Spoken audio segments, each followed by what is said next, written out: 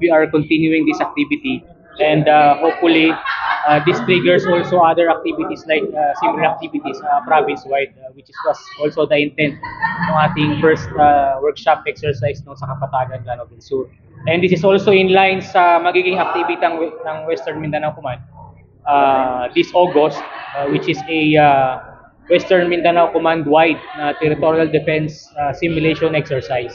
That is why we are starting the coordination para magkaroon ng simulation exercise naman dito rin sa municipality ng Gualas. So pangalawa po ito sir, una kapatagan at dito, ano kaibahan nila sir kasi dito may mga tao specific na mga person po tayo na nandoon na tinuruan.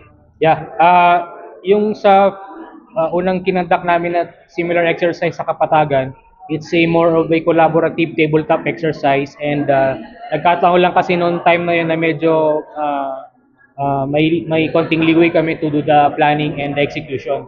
But for this time, we are aligning our activity sa intent ng Western Mindanao Command.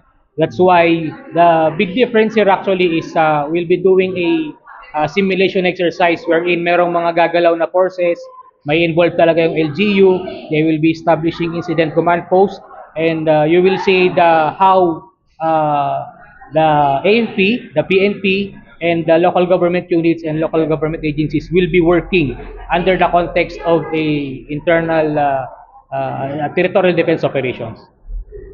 So, ilang sir, ilang munisipyo yung i-conduct nyo yung wala sa inyo? In our area of operations ng 51st IB, this is the only municipality kung saan namin ikakandak ito dahil we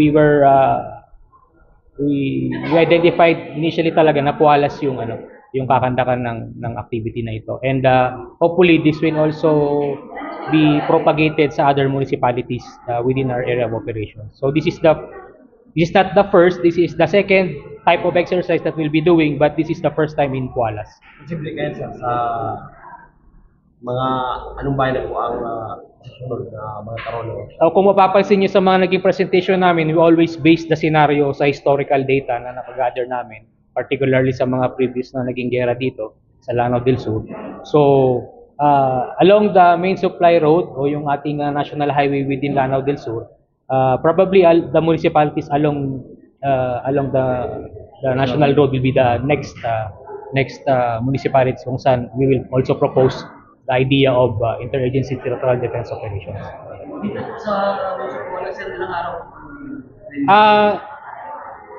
For Pualas, based dun sa timeline na ginawa namin, the whole exercise will be running for at least three weeks. But it will be divided into smaller activities tulad, makikita nyo, this is the first activity which is yung coordinative meeting. So ito yung parang trigger ng ating exercise. Then after this, next week we'll be doing collaborative training with the LGU and our counterparts sa PNP, which will be based sa scenario na pinakita namin kanina. And that will be more or less 1 week. Then the third week, so doon na yung final preparations para sa August 20 will be our conduct of simulation exercise. Okay. Thank you so much, sir. So, this is yung preparation for the in line ito sa preparation sa BARM election? Not really connected po sa BARM election. This is a totally separate activity because the context of this is more on the territorial defense, which is an endeavor of the armed forces right now na maging aware na yung ating mga municipalities and local government regarding territorial defense. Sir. Sir, pag-usapan na po. Then is checking every voting center will be ready. Of course, yung through the election officers ng bawat munisipyo, yung activation ng ating municipal joint security coordinating control center kasi sila naman talaga yung parang lead niya, no? We are only deputized by COMELEC to perform security functions together with the PNP. And of course, siyempre, yung with the security situation dito, we always coordinate with our counterparts sa PNP, and we always make sure na yung mga concerns regarding sa election, kung ano man yun, we are also able to provide assistance para naman we can ensure that kung ano man yung meron sa BPE, yung role namin kasi is to help ensure yung peaceful and orderly and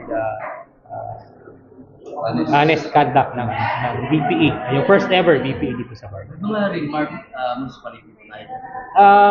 Meron naman, but those municipalities and districts were proposed by the Philippine National Police actually. So, kung ano yung na-propose nila last time when we had the first ever provincial Joint Security Control Center meeting sa Marawi, so we'll abide by that. So, kung ano yung naging classification ng ano, we will align our preparation kung ano yung binigay ng PNP din na assessment sa bawat district. Sa pamunuan niyo, sir, ano yung mensahe natin sa mga bata? At Oh. sa ating mga... Wag na yun. Okay